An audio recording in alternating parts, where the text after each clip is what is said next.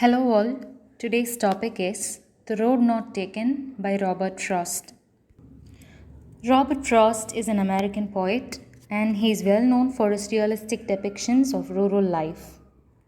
Frost became interested in reading and writing poetry during his high school years in Lawrence, enrolled at Dartmouth College, and later at Harvard University in Boston, though he never earned a formal college degree.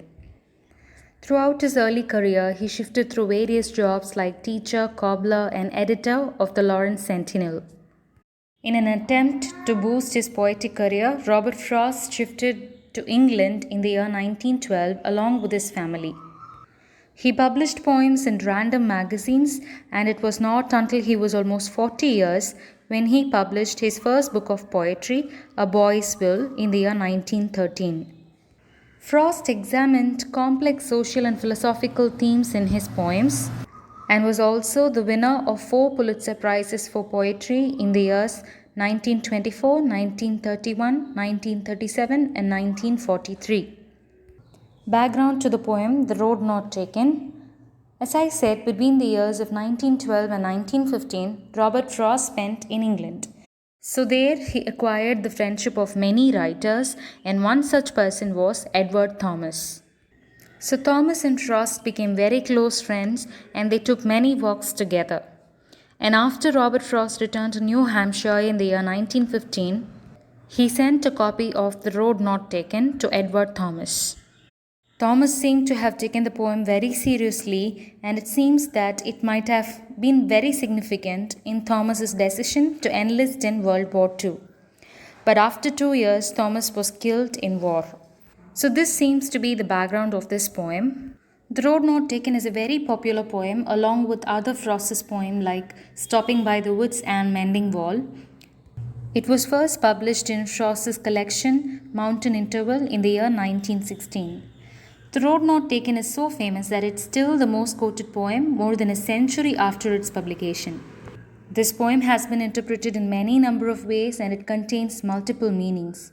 And this poem can be seen as a reflection on the hard choices that we face in life. Looking at the first stanza, two roads diverged in a yellow wood.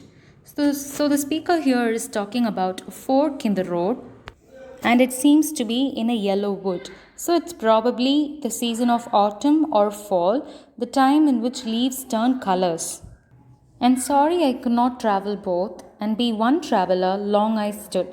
So the speaker wants to go down both the roads at once, but since it's impossible, he has to choose one. And look down one as far as I could. So he's thinking hard on his choice, shows how desperately he wants to go down both the paths to where it bent in the undergrowth. So he could only see up this path until the first bend where the plants have blocked his view. So the path is thick with vegetation and plantations. So, a brief summary of the first stanza. The speaker comes to a fork in a path in the woods. It's fall and leaves are turning colors. So now the speaker is unsure of which way to go and wishes he could go both ways. He tries to look down one path as far as he can see, but his view is being blocked by the thick vegetation and the plants that have outgrown themselves there. Stanza 2.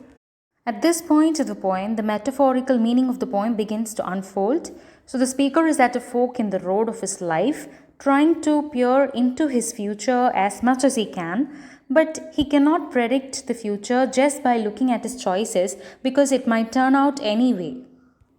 So the poem lines, then took the other as just as fair. So the speaker has finally left the first path and he has chosen the second path, and it looks just as fair because now the both roads or both futures, although they are different, they equally look good. So the appearance seems to be the same in both the paths that the poet has come across, and having perhaps the better claim because it was grassy and wanted wear. So the speaker decides that the second path is better, but he is also uncertain and he feels better because it is grassy, meaning it is not worn out and not many people had walked on that path. So that's what attracts the speaker to this path. So the grassy nature. and the untouched raw quality of the path attracts the poet to that path. Though, as for that, the passing there had warned them really about the same. As for that here means it refers to the path that he saw first. And the passing there in the sense the traffic or the footsteps of people who have trodden there before. So, looking at all those, it looks to the speaker as though both the roads are equally good, they have equally worn out the same also. So, the speaker is really not able to make up his mind, and he again changes mind and says both are equal.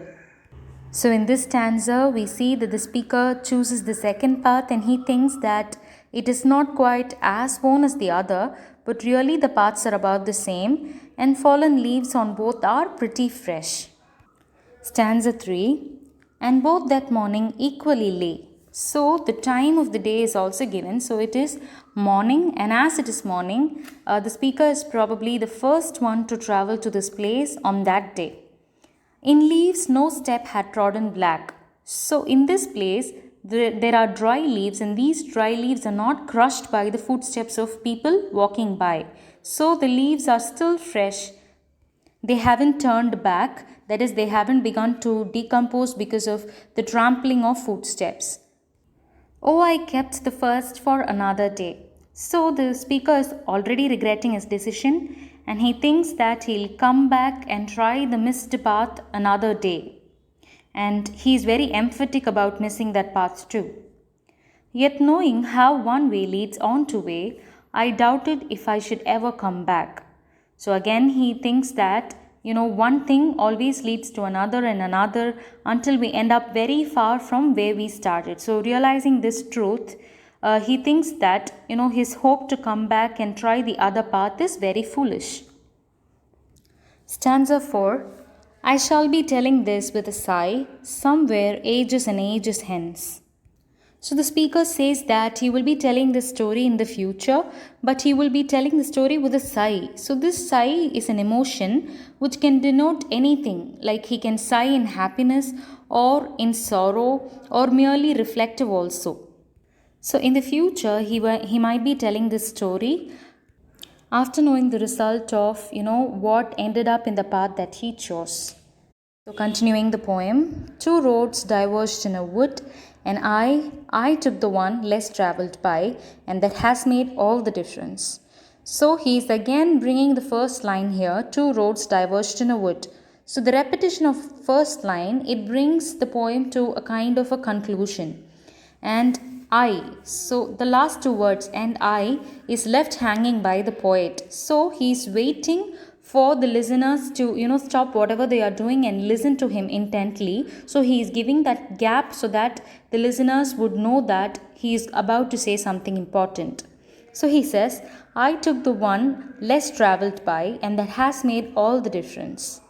So he concludes by saying that he chose the road that no one else had attempted to choose, and that has made all the difference, but we are not sure what kind of difference that has made. So this difference can be good or bad. It could have led him to success or failure. So we can only guess at that. But if we are to compare this poem to Frost's real life, then we can safely say that it surely ended up in his success. So the last two stanzas, they reflect on how he planned to come back and take the other path some other day, but realizes that far in the future, the decision that he made first would always be final and life-changing. Analysis of the poem. So the one predominant poetic device that runs throughout this poem is metaphor. So the poet is trying to depict the choices in life as the fork in the path that he comes across in woods.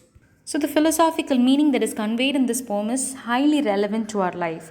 So most of us at some point in our life would have come across the dilemma, which path to choose, which option to go about. So the list of life's choices is endless. And for every metaphorical road we take in life, there is a road that is not taken. For example, which college we did not go, which job we did not take up, and which friend we did not trust, and who would in fact turn out to be more faithful than the friend we actually choose. So these kinds of questions always revolves around our life. But one of the big questions every one of us face is whether or not to take the well-beaten or typical path. So is that the best choice, or should we be non-conformist and take the less traveled route? So that is the question that this poem poses to us. And also this poem poses a lot of imagery. The woods are yellow in color, and then there are two roads, and then there is a lot of undergrowth, and it is very grassy, and the leaves haven't turned black. So a lot of imageries are played upon in this poem to make us listeners to connect with the poem, to connect with what the poet is trying to tell us. So, all that said, as I said in the beginning of the session, there are multiple ways of interpreting this poem, and this is only one way, and it is a very brief way of analyzing this poem.